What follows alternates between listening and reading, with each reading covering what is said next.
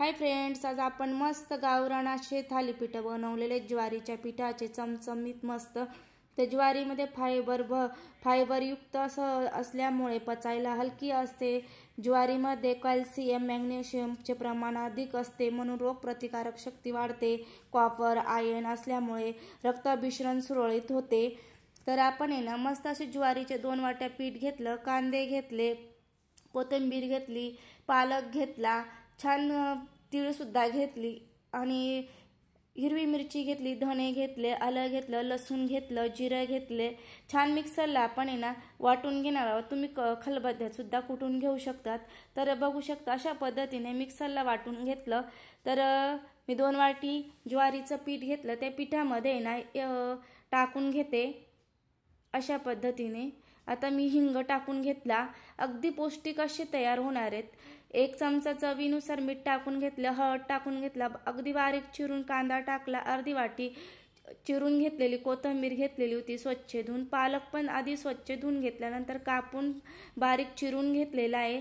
अशा पद्धतीने तीळ सुद्धा टाकून घेतली, अगदी मस्त हेल्दी आणि चवीला असे अप्रतिम। आणि मी हे जे पाणी घेतलं अगदी नॉर्मल कोमट पाणी घेतलं, त्या पाण्यापासूनच आपण छान असं पीठ मळून घेणार आहोत। भाकर सुद्धा करत असताना आपण कोमट पाण्याने जर भाकर केली ना तर ती भाकर उलत नाही आणि तुटत सुद्धा नाही।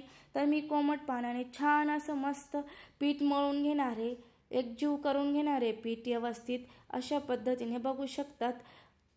आणि पालेभाज्या टाकल्यामुळे मस्त चवीला सुद्धा खुसखुशीत आणि मस्त चवीला सुद्धा अप्रतिम होतात। बघू शकता कांदा टाकल्यामुळे पचायला हलके असते आणि ज्वारी हलकी असल्यामुळे तुम्ही केव्हाही असे थालीपीठ खाऊ शकतात। तर बघू शकता मी हे रात्रीच्या वेळेसाठी बनवलेत, लंचसाठी तुम्ही सुद्धा बनवू शकता, टिफिनला सुद्धा बनवू शकतात। लहान मुलांच्या त्यांना सुद्धा खूप आवडीने खाऊ शकतात। आता छान पद्धतीने मी ना पीठ मळून घेतलं अशा पद्धतीने। आता एक कॉटनचा कपडा घेतला मी अशा प्रकारचा, कारण त्याला पीठ लटकू नये अशा पद्धतीचा आपल्याला घ्यायचं। त्या कपड्यावरती मी आधी पाणी टाकून घेतलं, एक छोटासा गोळा घेतला, तो गोळा छान अशा पद्धतीने 4 बोटांनी थापून घ्यायचा आहे। बघू शकतात छान गोल गरगरीत आपण थापून घेतला, पाण्याचा हात लावून थापून घेणार आहोत आणि आतमध्ये 4 ते 5 होल आपण करून घेणार आहोत। तर हे होल करण्याचे कारण असं आहे की आपण तेल तूप सोडतो ना आजूबाजूतून ते छान कुरकुरीत होऊन येतं। तर छान मी आता तव्याला तूप टाकून घेतलं, वरून अशी थालीपीठ टाकून घेतलं, अगदी अलगद सुटलं। तर वरून मी आहे ना थोडी पांढरी तीळ टाकून घेतलेली आहे, लावून घेतली, मस्त दिसते।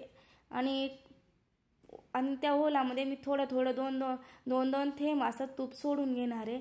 मस्त छान हेल्दी असे तयार होतात। त्याने करायला सुद्धा अगदी झटपट आणि भाजणीचं पीठ वगैरे करायची गरज नाही आणि पीठ मिक्स करण्याची गरज नाही। एकाच पिठापासून अगदी छान असे थालीपीठ तयार होतात। बघू शकता कलर सुद्धा छान आलेला आहे आणि चवीला सुद्धा अप्रतिम होतात। तुम्ही दह्यासोबत, लोणच्यासोबत, चटणीसोबत, शेंगदाण्याची चटणी सोबत, कोणत्याही चटणी सोबत तुम्ही खाऊ शकतात। तर बघू शकतात आता आपण छान असा खरपूस कलर येईपर्यंत भाजून घेणार आहोत। तुम्ही तूप तेल कोणतंही वापरू शकतात। तर तुम्हाला जर माझी रेसिपी जर आवडली असेल ना तर लाईक शेअर आणि सबस्क्राईब करायला विसरू नका। लाईफ इझी एमी या यूट्यूब चॅनलला सबस्क्राईब करा। बघू शकता मस्त असे कुरकुरीत झालेत। आता आपण ही थालीपीठ काढून घेऊया, अगदी जवळून दाखवते, मस्त असं तयार झालेलं आहे, करायला अगदी घरातल्या साहित्यात तयार झालं। अगदी मी तुम्हाला दुसरं सुद्धा टाकून दाखवलं, छान हे सुद्धा छान तयार होणार आहे। तर मी तेल तूप टाकून तुम्हाला जे आवडत असेल ते टाकू शकतात, मी तुपाचा वापर केला आहे। तर अशा पद्धतीने मी दुसरं सुद्धा भाजून घेणार आहे।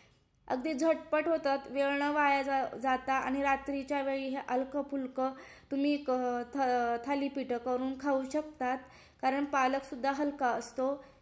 तर दुसरं सुद्धा मी तुम्हाला एक थापून दाखवते अगदी सोप्या पद्धतीने। बघू शकता जर हाताला लटकत असेल तर पाण्यात हात घालून आपण व्यवस्थित अशा पद्धतीने गोल गरगरीत थापून घ्यायचा अजिबात पीठ लटकत नाही आणि छान. आणि पीठ मळताना थोडं नॉर्मल कोमट पाण्यानेच मळायचं. छान असे 4 ते 5 डॉट करून घेतले. आता आपण ना छान तव्यावरती भाजून घेतलं. बघू शकता कलर पण छान येतो. तुम्हाला अगदी दुसरं सुद्धा भाजून दाखवलंय. अशा पद्धतीने तुम्ही सुद्धा ज्वारीचे थालीपीठ करून बघा. अगदी हेल्दी अशी थालीपीठ होतात. तर मी ना जी कढीपत्त्याची चटणी बनवली ना तिच्यासोबतच खाणार आहे. तर अशा पद्धतीने मी आजची रेसिपी तुम्हाला कशी वाटली कमेंट बॉक्समध्ये नक्की सांगा. आणि लाईफ इज यमी या यूट्यूब चॅनलला लाईक, शेअर आणि सबस्क्राईब करायला विसरू नका. आणि ज्यांनी नाही केलं असेल सबस्क्राईब त्यांनी नक्की सबस्क्राईब करा. आणि रेसिपी जर आवडली असेल तर नक्कीच मला कमेंट करा. आणि तुम्ही सुद्धा करून बघा कसे होतात. अगदी हेल्दी होतात. तर अशा पद्धतीने आजची आपली रेसिपी तयार झालेली बघू शकता. अगदी कोणत्याही पद्धतीने तुटत नाही आणि छान तयार झालेली. धन्यवाद.